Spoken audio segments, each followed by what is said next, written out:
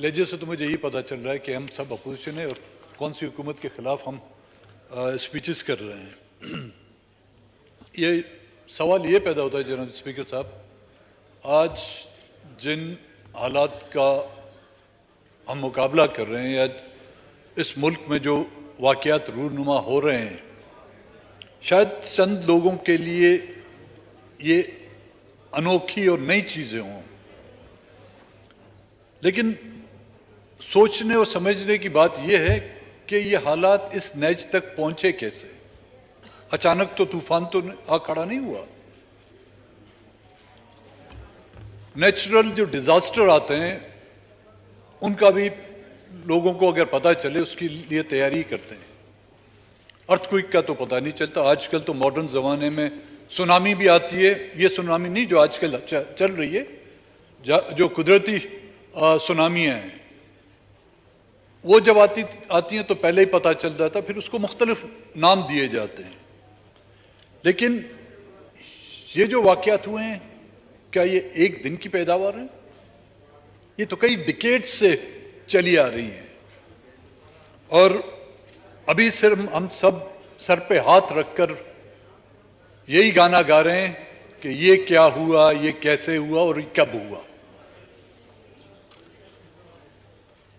کیا ایک ہی اس ملک میں پیدا کردہ مانسٹر تھا ہے جس کو فرینکنسٹائن کہا جاتا ہے؟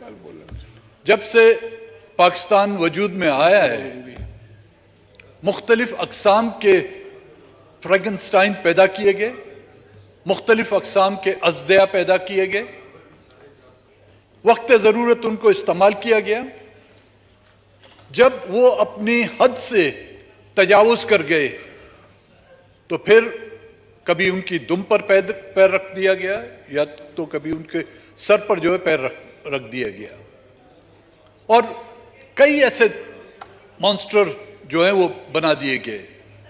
ان مانسٹروں کے تو سر کچلے گئے ہیں، یا ان کا جو سافٹ ویئر ہے وہ اپ ڈیٹ کیا جاتا ہے. کئیوں کا میں نے پچھلی مرتبہ کہا کہ کئیوں کا جو مدر بورڈ ہے وہ بھی لے جاتے ہیں. لیکن وہ جو کریچر ہیں جنہوں نے یہ مانسٹر بنائے ہیں، جنہوں نے یہ فرینکنسٹائن بنائے ہیں، ان کے خلاف کوئی آج دن تک کوئی کارروائی ہوئی؟ وہ تجربہ گاہیں جن پہ یہ ازدیاں بنائے دیے جاتے ہیں، ان تجربہ گاہوں کے خلاف کوئی کارروائی کی گئی؟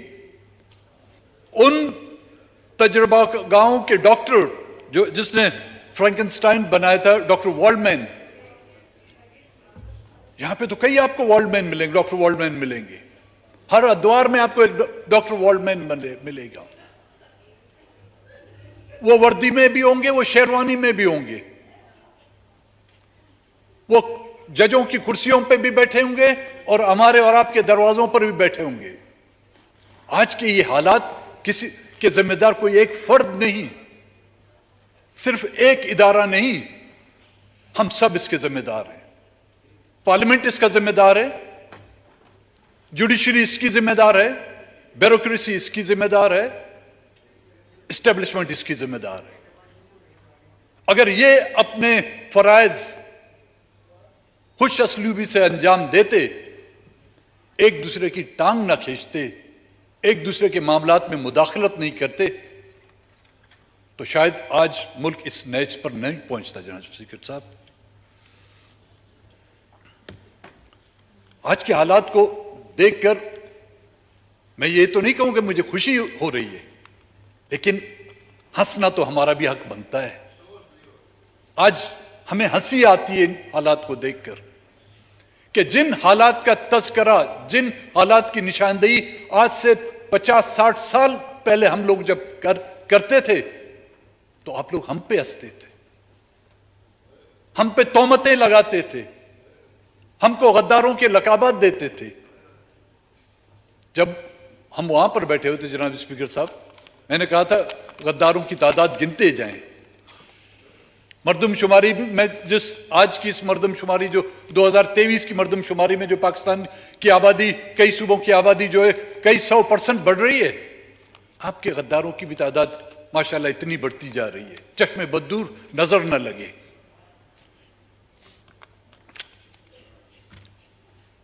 جو رویہ بڑھتا جا رہا ہے، یہ دورہ معیار سلوک کا، کیوں؟ یہ صرف عدلیہ نہیں کر رہی، اس پارلیمنٹ نے بھی وہ دورے معیار جو ہے نا اپنایا ہوا ہے۔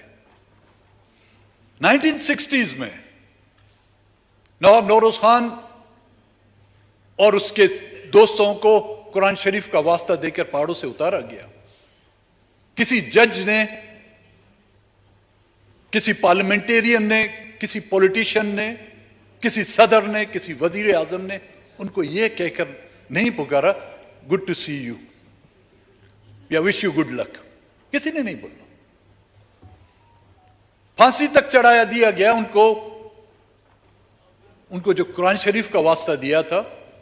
نواب نوروز خان کے بیٹے نے جب اس کو پھانسی پر لے جا رہے تھے تو قرآن شریف اس نے اپنے گلے میں باندھا ہوا تھا، تو اس سے پوچھا کہ یہ کیا ہے، اس کو اتارو، کہتا نہیں اتاروں گا میں اس کو، کیونکہ آپ لوگوں نے اس کی گارنٹی دی تھی مجھے، میں جب وہاں پر پہنچوں گا پھر اپنے خدا سے پوچھوں گا کہ جس کتاب اور جس کے نام پر یہ ملک بنایا ہوا ہے، اس ملک کے رکھوالوں نے، اس ملک کے اقتدار کے مالکوں نے آپ کے اس قرآن، آپ کی اس کتاب کی قدر نہیں کی۔ اس سے کسی نے یہ نہیں پوچھا کہ گڈ ٹو سی یو۔ کئی ہمارے اکابرین کو جیلوں میں رکھا گیا، یہ علی وزیر یہاں پر بیٹھے ہوئے ہیں، 26 ماہ اس کو جیل میں رکھا گیا، ضمانت نہیں ہوتی تھی۔ یہاں پر پی ٹی آئی کی بھی گورنمنٹ تھی، ہماری اپنی بھی گورنمنٹ تھی، بڑی مشکل سے اس کو ضمانت پر، پتہ نہیں کس طرح اس کو ضمانت ہو کے اس کو لایا گیا 26 مہینوں کے بعد۔ کچھ عرصہ تو پی ٹی آئی کی حکومت تھی، کچھ عرصہ تو ہماری حکومت تھی۔ اسی کانسٹیٹیوشن ایونیو پر بلوچستان سے آئے ہوئے مسنگ پرسن، یہاں پہ تو جج صاحب نے کہہ دیا نا، چیف جسٹس نے، کہ خان صاحب کو 1 گھنٹے کے اندر لے آئیں۔ ہمیں کم سے کم 1 مہینے کی تو مہلت دی جاتی کہ وہ بلوچستان سے 5000 کلومیٹر پیدل، خواتین، بچے، بوڑھے پیدل چل کر یہاں پر آئے تھے۔ کیا ان ججز کے آنکھوں پر واقعی وہ کالی پٹی باندھی ہوئی تھی؟ ان کے کانوں میں مومیں ڈالی ہوئی تھی کہ ان بچوں کی چیخ و پکار ان کو سنائی نہیں دی رہی تھی؟ کسی نے آ کے ان سے یہ پوچھا کہ جائیں 1 مہینے کے بعد آپ کا والد آپ کو مل جائے گا؟ کسی نے ان سے تسلی دے کر یہ کہا؟ اپوزیشن میں ہم گئے ہیں، ہم سب گئے، ان کے کیمپوں میں گئے ہیں۔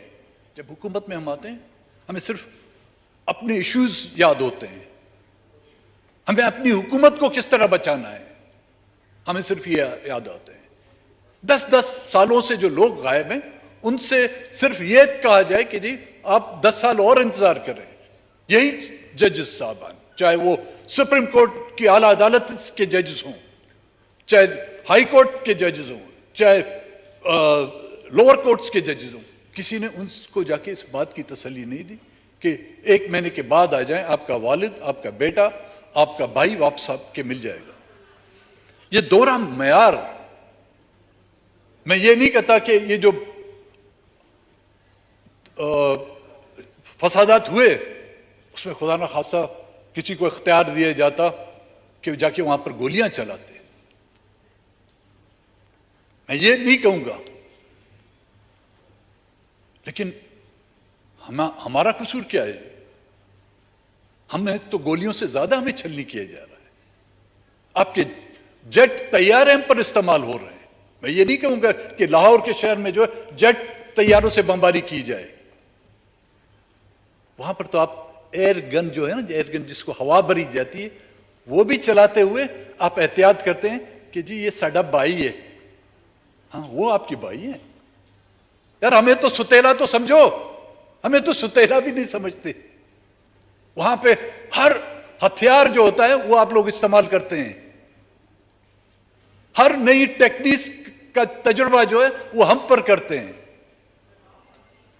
میں یہ کبھی نہیں کہوں گا کہ آپ جا کر کسی کے گھر میں گھس کر ان کے گھر جلاؤ. لیکن بلوچستان میں کتنے گھر جلائے گئے ہیں؟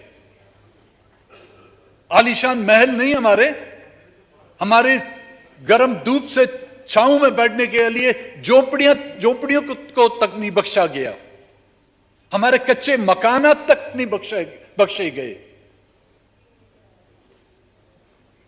معیار رکھنا ہے تو برابری کا رکھے. یہ معیار کہ کسی کے لیے ایک قانون، کسی کو کہے گڈ ٹو سی یو یا گڈ لک، اور کسی کو جو ہے پھانسی کے پھندے پر پہنچانا، نہیں جناب اسپیکر، یہ اس طرح نہیں چلے گا.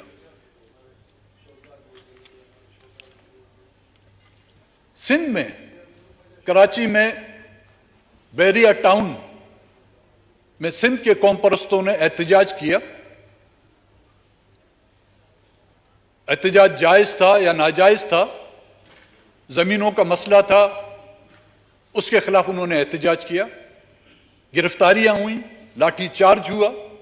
آج دن تک وہ لوگ پیشیاں بھگت رہے ہیں. ان سے کسی جج نے یہ نہیں کیا گڈ لک یا good to see you. Operations ہوئے ہیں کئی. یہ ہمارے ایم کیو ایم کے دوست بیٹھے ہوئے ہیں. کتنے آپریشن ان کے خلاف ہوئے ہیں. ان کے کتنے لوگ غائب ہیں. پی ٹی آئی کی حکومت میں بھی وہ تھے، اس حکومت میں بھی یہ تھے. ابھی میری خالد مقبول سے بات ہو رہی تھی، کہتا ہے آج دن تک ہمارا کوئی ایک بندہ بازیاب نہیں ہو رہا. بھئی آپ میں، ہم میں، ان میں بہت فرق ہے. ان کے بازیاب بھی ہو جائیں گے، ان کو مرسیڈیز گاڑی میں بھی لایا جائے گا، ان کو گیسٹ ہاؤس میں بھی رکھا جائے گا. ہمیں اور آپ کی جگہ جو ہے نا گیسٹ ہاؤس نہیں ہے، ہماری اور آپ کی جگہ جو گریو یارڈ سے. تو اپنی اور اپنی جو ہے گریو یارڈز کی تیاری کریں. یہ امید نہ کریں کہ آپ کو ہم کو گیسٹ ہاؤس میں رکھا جائے گا. جناب اسپیکر صاحب، کمیشن بھی بنائے جاتے ہیں، کمیٹیاں بھی بنائی جاتی ہیں. بلوچستان کے حوالے سے جو ہر بار ہم کہتے آ رہے ہیں کہ ایک فیکٹس فائنڈنگ کمیشن بننا چاہیے. کئی بار ہم کہتے رہے، کوئی سنتا نہیں ہے. پچھلی مرتبہ جب میں نے اسپیچ کی تھی، محترمہ شیرین صاحبہ اور خواجہ آصف نے اس بات کو انڈورس کرتے ہوئے کہا کہ بلوچستان کے حوالے سے ایک ریکنسیلیشن کمیشن بننا چاہیے. کہاں بنا؟ نہیں بنا. یہاں پہ اسپیچیں ہوئی اور ختم ہو گئی. نہ میں نے اس کو پرسو کیا، نہ انہوں نے اس کو کیبنٹ میں پرسو کیا، کیونکہ وہ ضرورت نہیں ہے ہماری. جب وہ ہماری ضرورت ہوگی تو ریکنسیلیشن بن پائے گا. میں مختصراً جناب اسپیکر اس مسئلے کا صرف حل آپ لوگوں کو بتاتا ہوں. یہ جو کچھ ہو رہا ہے یا ہوا ہے پچھلے ادوار میں یا آئندہ ہوگا، دریائے نیل میں جب طغیانیاں آتی تھیں تو اس طغیانی کو کنٹرول کرنے کے لیے اس زمانے کی روایت تھی تو وہاں کی مخلوق کی قربانی بلی چڑھائی جاتی تھی. ایک آدھ کو جو ہے نا ذبح کر کے اس دریا میں پھینک دیا جائے. تو ان کی ایک سوچ تھی، ان کی ایک روایت تھی. تو اس سے کہتے ہیں کہ دریائے نیل کی جو ہے طغیانی کم ہو جاتی ہے. تو اس طغیانی کو ختم کرنے کے لیے ہمیں قربانیاں دینی پڑیں گی، کیونکہ اس کے ذمہ دار ہم سب ہیں. سیاستدان ہیں، جنرلز ہیں، بیوروکریٹس ہیں، ججز ہیں. میں نے لاہور میں اپنی سپیچ میں کہا تھا کہ ان میں سے 50 کو جب تک سر عام لٹکایا نہیں جاتا یہ ملک نہیں سدھرے گا. 50 ججز، 50 سیاستدان، 50 بیوروکریٹس، 50 جنرلز، ان کو سر عام لٹکائیں، یہ ملک خود ہی سدھرے گا. اس کے بغیر اس کی سدھرنے کی کوئی امید نہ رکھیں. یہ چپ چٹنی سے کچھ نہیں ہوگا. ایک قرارداد پیش کی جائے، ایک قرارداد منظور کی جائے. کئی قراردادیں ہم لوگوں نے ان ایوانوں میں اور اس سے لوور ہاؤس اسمبلیوں میں ہم نے پروونشل اسمبلی میں پیش کیے. آپ کے بھی میرے خیال میں ریکارڈ میں دیکھیں، ہزاروں میں نہیں تو لاکھوں میں یہ قراردادیں ہوں گی. کئی بل آپ لوگ پیش کر چکے ہیں. لیکن کچھ ایسے اقدام کریں کہ آنے والی نسلیں یا وہ جو فرینکنسٹائن کی جو آپ نے لیبارٹریاں یہاں پر بنی ہوئی ہیں ان کو تو کم سے کم خوف آئے. بڑی نوازش، مہربانی جی آپ کی.